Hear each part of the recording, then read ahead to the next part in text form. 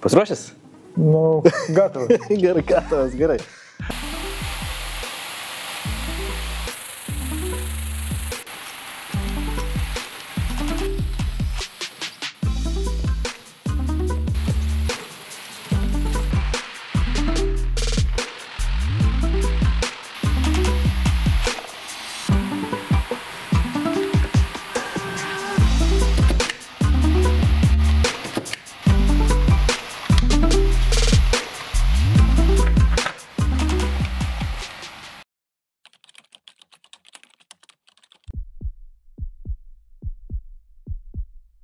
Sveiki sugrįžę į Kovotojo kodo kanalą. Taigi, šiandieną mūsų kanale mes toliau tęsiam savo kelionę per Lietuvą ir supažindinam mūsų žiūrovus su Lietuvos gamintojais. Taigi, šiandieną lankomis niekur kitur, bet Baltic Bullet. Tai yra šovinių gamykla įsikūrusi Pabradėje ir šnekėsime su Nagliu, kuris dabar mums pristatys, kas yra Baltic Bullet, ką jie gamina, nuo ko viskas prasidėjo. Tai Nagli, gal biškutį papasakokit, kaip Baltic Bullet atsirado, kokia istorija.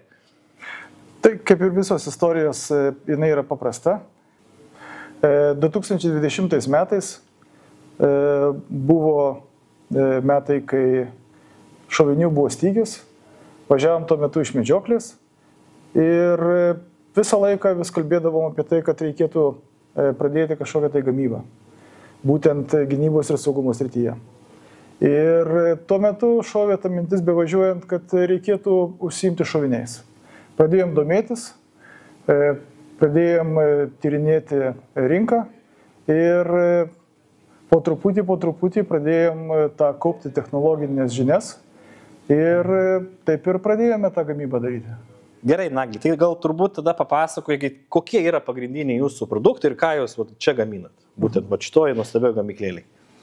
Jo, tai mes pagrindinai dabar specializuojamės 9 mm liugeris, arba dar kitaip vadinamas 9x19 mm. Tai yra pistoletinis šaudmuo ir šiandien gaminame keletą rūšių. Tai yra pertaisyti šovinukai, kur ekologiškai tvarkingose, gražiose dėžutėse mes pilnai atstatome tų šovinių parametrus iki naujų ir juos, kitais žodžiais tariant, restauruojame tūteles ir iš jų pagaminame vadinamus Riman šovinius. Tai būtent labai geras, nes mes su Nagliu šiandieną jau šiek tiek šnekėjom ir užsiminėt apie Riman. Mes dažniausiai, tikrai šita dėžutė jau yra matyta, tikrai ne pas kiekvienas matė šitą dėžutę, būtent Baltic Bullet juoda dėžutė, ir mes juos vadinam reloadais. Taip. Jo? Tai kaip aš atvažiavau pas Naglis, pradėjom šnekėtis apie patį procesą, kaip viskas veikia, ir aš pasakau, tu gaminate reloadus. Tai Naglis mane sustabdė, sako, ne, tai yra ne reloadai. Ir aš kažką išmokau šiandien, tai yra kaip, papasakau. Jo, tai reloadus mes Lietuvoje visi vadiname, tiksliau, turėtume vadinti tuos šovinius, kuriuos mes gaminame namų sąlygomis, ir dalinai su automatizuota arba pilnai rankinė įranga. Kai mes kalbam apie Riman šovinius, tai jie yra kilę iš anglų kalbos žodžio remanufactured, tai yra lietuviškai verčiame mes pagaminti gamykliniu būdu. Ir tie terminai būdų atėję yra iš Jungtinių valstijų. Tik tais, kai mes žiūrime YouTube, tai mes dažniausiai matome reloadus ir ten jie taip ir vadina reloadais. Jeigu pasižiūrėsite į gamyklinius YouTube'us, tada jau jie kalba ne apie reloadus jau, o apie naujus šovinius, arba yra įmonių, kurios irgi gamykliniu būdu pertaisinėja šovinius, tai tada irgi jie vadina remanufactured. Remanufactured, tai čia būtent juodose dėžutėse yra pertaisyti mūsų Riman šoviniai. Čia yra 124 greinų. Papildomai dar gaminame 147 greinų pistoletinius pasunkinta kulka ir sumažintų greičių. Tai kitaip vadinamus subsoninius. Jo, jie dar gali būti vadinami ir subsonikų. Ir taip pat mes pradėjome gamybą šiais metais. Tai yra su naujomis tutelėmis ir jie dėžutė skiriasi. Čia būtent dėžutė yra 124 greinų, kol kas negaminame naujų šovinių su naujomis tutelėmis ir 147 greinų, bet kas žino, jeigu atsiras didesnė paklausa rinkoje, tikrai nesunku tą mums pradėti daryti. O dabar čia turim prisidėję ant stalo visokiausių, tai turbūt komponentų. Gal biškutį apie komponentus, iš kur tie komponentai Europos, iš kur jūs juos perkat maždaug? Visi komponentai yra ES valstybių arba NATO valstybių. Arba NATO valstybių. Taip. Tai čia yra Italija, čia yra, reiškia, tutelės ir kulkos yra iš Turkijos. Tai pagrindiniai dalykai. Taip pat bendraujame ir su kitais kapsulių gamintojais iš kitų valstybių, taip kad geografija tokia plati. O paraką mes gauname iš gamintojų tiesiai iš Prancūzijos. Iš Prancūzijos, tai super, tai tada gerai. Štai čia turiu kelis šovinukus, biškai paskui priartinsim, parodysim ir patį visą šiokį tokį, kaip pasakyti, gaminimo procesą. Taip. Aišku, visų paslapčių neatskleisim, jo. Bet jeigu galit, papasakokit, kaip pasakyti, aš pirmą kartą šiandien pamačiau, kaip yra gaminamas Riman šovinys. Okay? Nereloadas, bet remanufactured. Tai buvo man labai įdomu ir man akis įsivėrė, čia kaip jau minėjau, kad kaip vaiką įsileido į saldainių parduotuvę. Tai dabar apšvieskite visus žiūrovus, kurie žiūri, kad suprastų, kaip, nuo ko prasideda tas lietuviško, kaip vadinkim, lietuviško šovinio kelias, nuo ko jisai prasideda. Na, kadangi mes pradėjome savo veiklą nuo pertaisytų, tai aš, reiškia, pabandysiu papasakoti ir būtent nuo pertaisytų šovinių, kaip vyksta. Skirtumai nuo pertaisytų ir naujų yra tik tiek, kad pertaisytuose yra paruošiama tutelė mūsų, reiškia, patalpose, mūsų pačių darbuotojų rankomis ir įranga, svarbiausia įranga yra, ir tie žmonės, kurie prižiūri tą įrangą, kaip jinai veikia. O naujų šovinių, tai tutelių reikia paruošti ir naudojamos naujos tutelės. Tai pertaisytų šovinių viskas prasideda, kaip jau supratot, nuo pirmo etapo, tai yra tutelių paruošimo. Čia jos yra kelis kartus plaunamos, poliruojamos kelis kartus, džiovinamos. Tada, reiškia, yra tikrinama, rūšiuojama pagal kalibrą, rūšiuojama pagal aukštį tutelės, tada yra rūšiuojama pagal skersmenį, tam, kad atrinkti tas tuteles, kurios atitinka CIP standartą ir pagal matmenis. Ir tada eina į kitą etapą, kuriame yra tikrinamas įtrūkimai, tikrinama, reiškia, aukštis ar atitinka.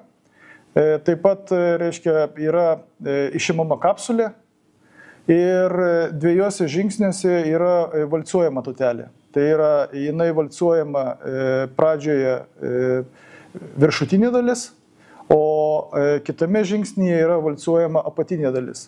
Tokiu būdu gaunasi idealiai pasiekiami tie matmenys, gamykliniai matmenys, CIP standartą atitinkantis matmenys, kurie ir užtikrina, reiškia, saugų šaudmens naudojimą. Tai kiek per mėnesį yra pagaminama šovinių, būtent čia? Šiuo metu mes gaminame apie 300 000 šovinių, o pajėgumai pamainos yra iki 500 000. Iki 500 000 šovinių. Ja. Ir toliau yra kitas etapas. Tai būtent, kai jau turime visus komponentus, tai yra, turime jau paruoštą tutelę, turime kapsulę, kulką ir paraką, tai tada mes surinkinėjom tą šaudmenį. Šitoje vietoje, aišku, yra patikros jutikliai, kurie užtikrina, reiškia, kad būtų užtikrintas parako kiekis, kad būtų įspaudimas kapsulės tinkamas, kad būtų aukštis šaudmens leistinos ribose. Ir rezultate išeina, gaunasi tokie blizgantis, nuostabūs, švarūs šoviniai. Ir trečias, paskutinis etapas tai yra pakavimas. Tuose etapuose kiekviename iš jų yra atitinkamai dalis kokybės kontrolės. Tai vat, surinkime, kaip minėjau, yra sensoriai, kurie padeda stebėti, ar nėra per didelis kiekis parako, ar nėra per mažas kiekis parako. Taip pat kapsulės įspaudimas yra labai svarbu ir kiti dalykai, kuriuos tos staklės būtent padeda stebėti. Tai dėl to šitoje vietoje tą atlieka ne žmogus ir tai skiriasi nuo reloado. Tada pakavimo metu darbuotojai ima ir tikrina, deda kiekvieną, pabrėžiu, kiekvieną šovinį į kalibrą ir tikrina geometrinius parametrus, ar ilgis, ar skirtingose vietose šaudmens skersmuo atitinka leistinas ribas. Ir tada tas, reiškia, šaudmuo jau sudedamas į dėžutes, ar į juodas, ar į baltas, dedama į transporto dėžę ir keliauja klientams. Aišku, nepaminėjau dar šitoje vietoje tai, kad prieš atiduodant klientui mes tuos šovinius atšaudame, tikriname jų greičius ir tikriname, kad jie nebūtų išbarstyti tie greičiai daugiau, negu yra vėl nustatyti pagal mūsų kokybės standartus. Taip, atskleisti negalim paslapčių, tai čia taip. O dabar vis tiek gerai, tai gaminat, kokybę tikrinat. Aišku, būna pasitaiko, kad tie, kurie jau stebi ganėtinai ilgą laiką kovotojo kodą, tikrai matė mano kanale, kaip aš šaudžiu su savo ginklu ir man šiek tiek šoviniai Baltic Bulleto šiek tiek strigo. Bet kas man labai patiko, kaip jūs iš karto sužinojot, kad aš turėjau tokią problemą, tai ir sulaukiau ir skambučio, ir iš karto aiškinotės, kodėl taip nutinka, ir pakeitit šovinis, ir tas vadinamas kliento aptarnavimas iš tos pusės, tai yra super. Aš tai įsivaizduoju šitaip ir tikrai.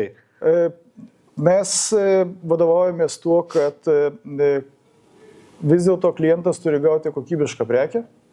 Visi mes tai suprantame. Ir visi mes tuo vadovaujamės.